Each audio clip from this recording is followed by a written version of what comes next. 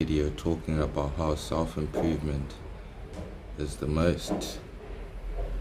definitely the most effective way of developing oneself.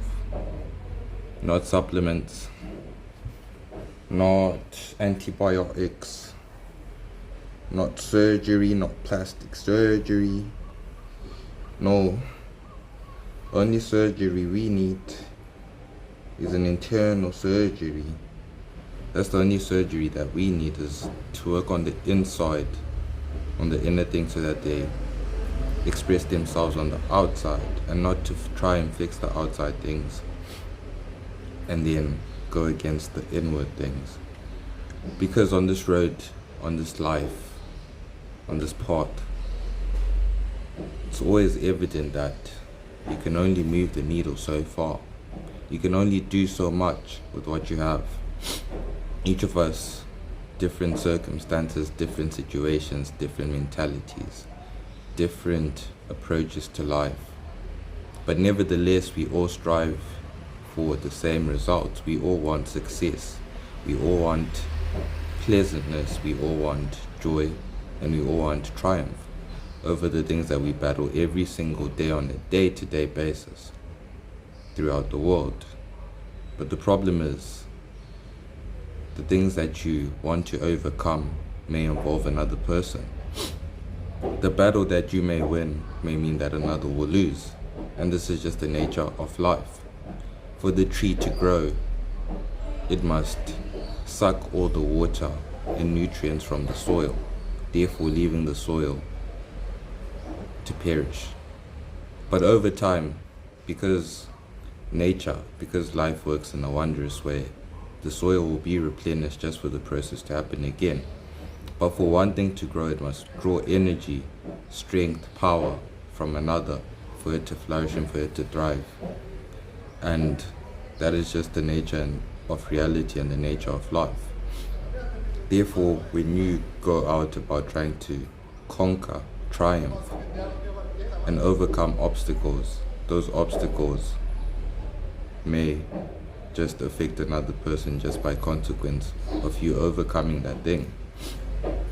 And you must be aware of this at all times, so that when you lose in a humble way. You lose accepting that someone else won, and you'll just be grateful that someone at least got the chance to make something of themselves. Someone at least got the chance to put something in their pocket, even if it was not you, because you will have your day the same way that they will have their day.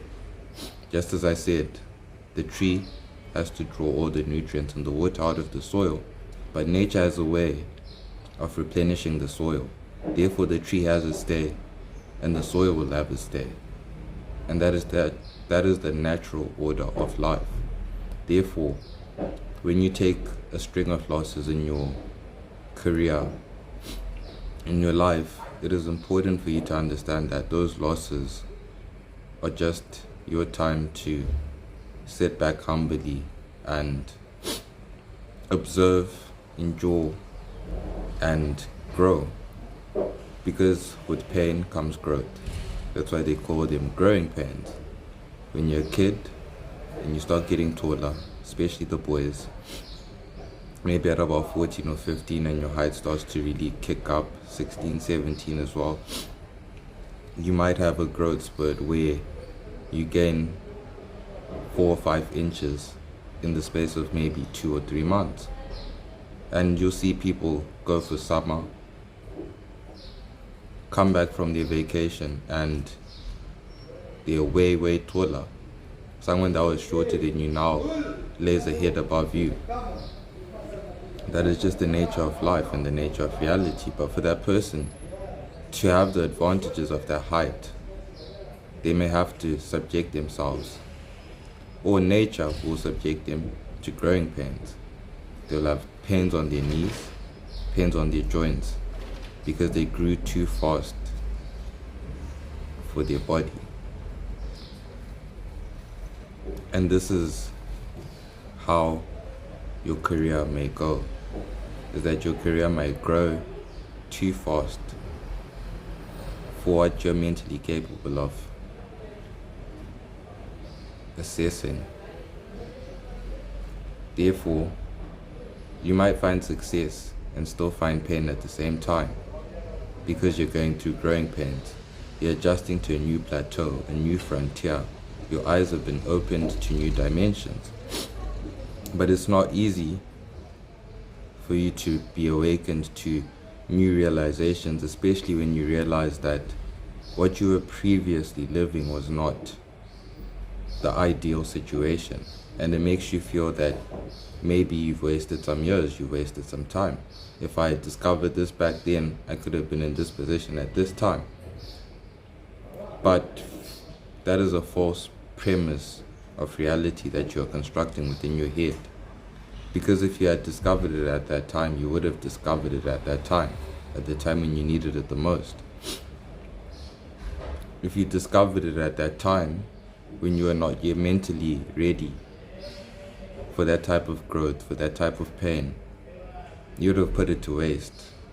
And then it could have been something that could have changed your life, but you came across it and you abandoned it. A story that I really like to hear is one of Moses and the burning bush, and how the bush was burning continuously on end, but not disintegrating the leaves, not disintegrating the plant. And hundreds of people walked past this bush. Hundreds of people saw it. Hundreds of people went past it. I don't know if they noticed it or they noticed what was going on. But they saw the bush, they saw the fire. They went past it. But when Moses went past the bush, something called him towards it. And he chose to receive that calling. And when he chose to receive that calling, he was given information that the rest could not understand, the rest could not comprehend without his instruction. Because he chose the calling. Even though hundreds of people that morning passed the bush and they saw the bush was on fire. But Moses, just the same as those 100 people, for some reason, curiosity, intrigue, led him to approaching that bush and eventually acquiring the instructions that would lay on for the rest of the villages, towns, cities, countries, continents that we have today.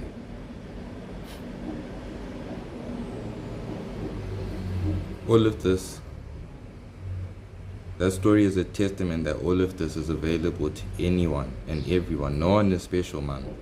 No one is different. But some will choose the calling and others will not. And maybe that is what makes us different. Maybe that is what separates some from the others. And that one will choose the calling, another will not. But the calling is available to every single person. It always has been and it always will be. But now those that choose to follow the calling, those that choose to follow their hearts, those that choose to follow God and abandon comfort, are in for a very interesting ride.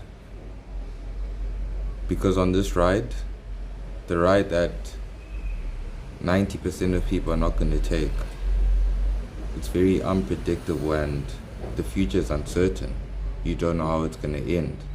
But once you realize that life is long, things can change at any moment, then you truly understand that it is worth taking the chance, as opposed to staying in the comfortable situation that you're in, where you know day in, day out exactly how it's going to turn out.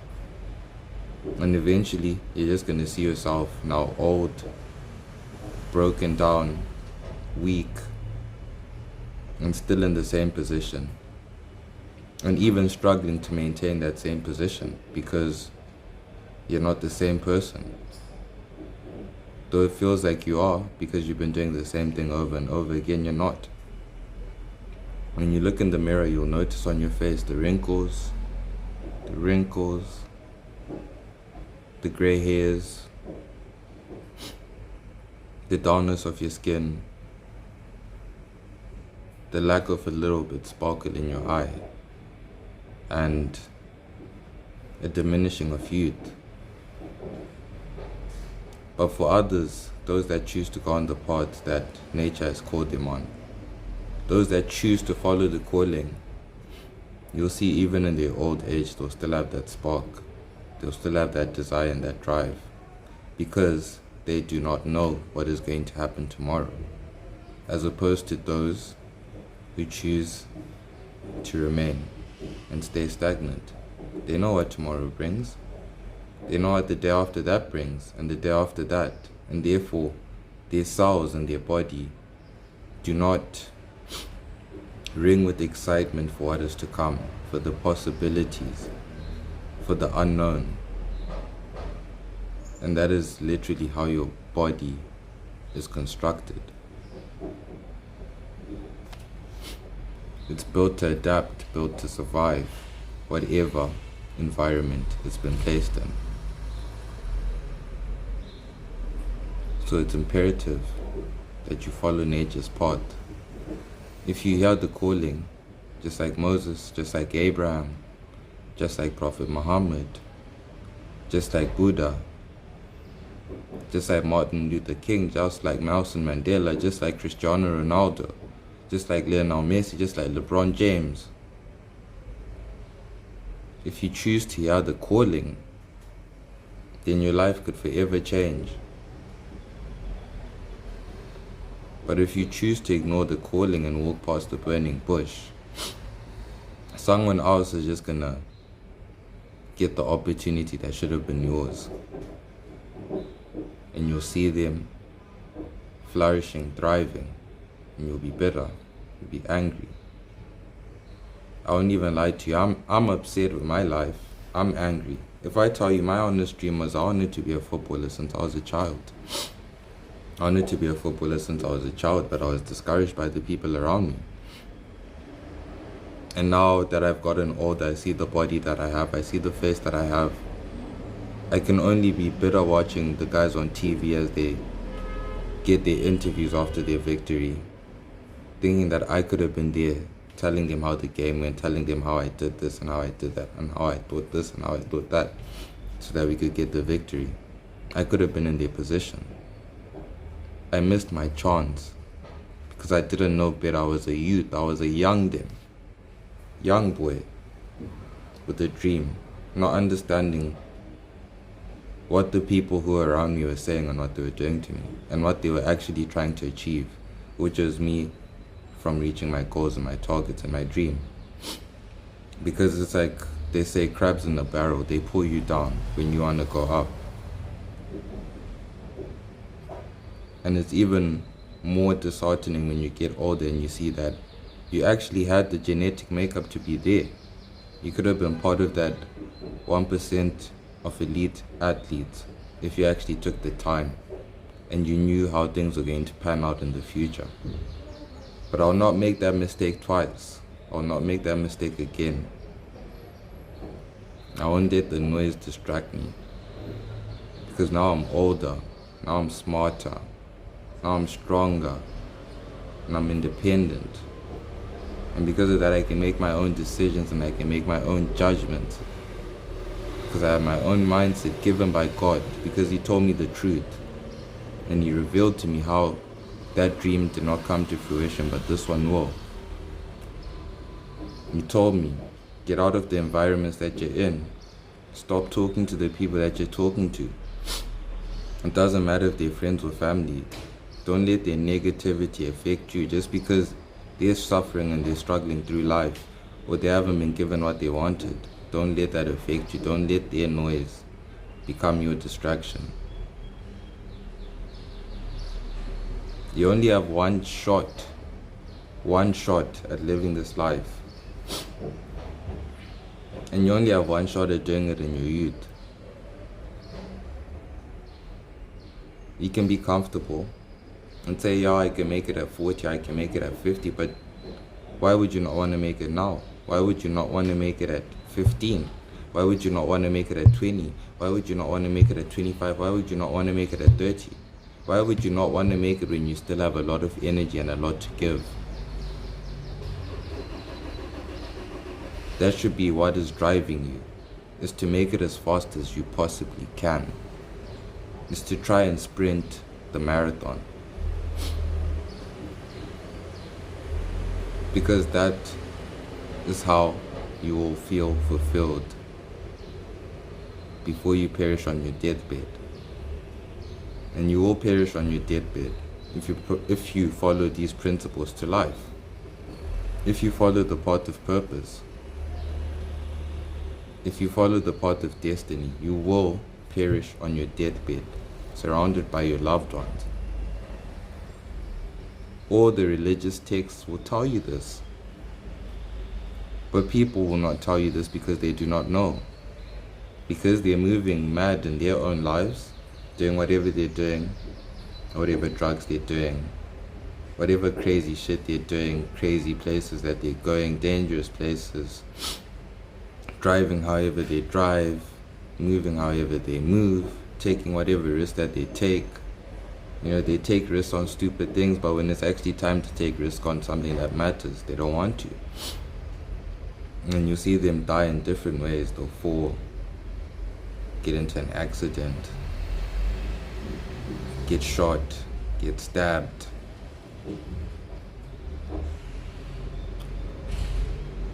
Just different ways of perishing.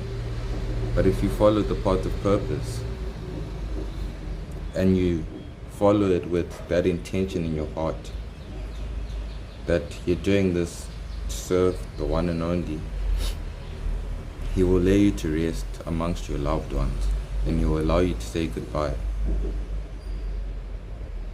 But only if you follow His principles and His values. If not, you might just die alone, sitting there wondering, what is this life? You might just die in a tragic way, most painful way. So many things will happen, but you just can't see it. And it's all based on the decisions that you made today. The decisions that you made today, the decisions that you made yesterday, and the decisions that you're going to make tomorrow are going to determine how you're going to go out. Are you going to go out like a star? Or are you going to go out like a piece of trash? Like dirt. Just get kicked to the curb. Forgotten. Gone and forgotten. Like the 98% of people on the planet, gone and forgotten. Only remembered by those who will be forgotten as well. Therefore, they're gone and they're forgotten forever. Statistics, NPCs, that's what they're known as. Or you can be part of the 1 to 2% of the population where they may write your story, or your story will be known by someone. Your story will be written somewhere because you took the risk. You risked it for the biscuit. That's what you should be doing. That's the only way you should live your life, is to risk it for the biscuit. Following life's principles, God's values, God's principles. Because there's no difference between life and God. For all the atheists and the agnostics, that's what you should know. There's no difference between life and God. Because what's the one thing you'll kill for? Same way a religious man, you'll kill for God. What's the one thing you'll kill for? You'll kill for your life. You'll defend yourself for your life. That is your God. Life is your God. So you know the principles for life that require growth and movement, progress. And you know the principles that destroy life, that cause regression, depression. You see it in a plant, you see it in the animal kingdom, you see it when you look up to the sky and the heavens, You see, when you look onto the sea, you can see every single place, because life is happening every single moment, in every single place that you can perceive. There is movement. Even within that space, there are particles moving. Helium, hydrogen, oxygen, pollen, dust, dead cells, hair, water. All these things are moving constantly, all the time, all affecting you. When you sneeze, what do you think made you sneeze?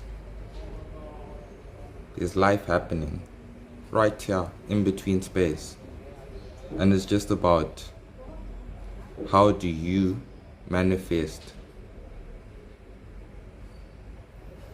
so that you can fill the space. How do you fill the space? That's what you have to be trying to figure out, is how do I fill the space? Because once you fill the space, you're going to feel whole. You're going to be satisfied. Your gut be good. And once you feel whole, you need nothing from no one. And when you need nothing from no one, you can truly live by life's principles. Just giving without expecting anything in return. Because you are whole, you are complete. So when you talk about holiness, it's not about purity. Holiness is about your pocket. It's about your health. It's about your mindset and your mentality. It's about what you provide your community, what you provide your family, what you provide the planet, what you provide your spirit. That is what makes a human being whole. I love a passage that says, a man should not be determined by what he consumes, but by what he spews out. Meaning, man, you can consume whatever you consume, man, and have your vices and all that. People have vices for different reasons. Some people were given alcohol at a young age, try and force them to sleep, to develop an addiction later on in life. But that does not make them a bad person. Some people, when they end up on the streets, does not make them a bad person. But the contents of your heart, the things that you say about other people, about the animals, the plants, about life in general, the negativity that you spew out is what actually determines the character of that man.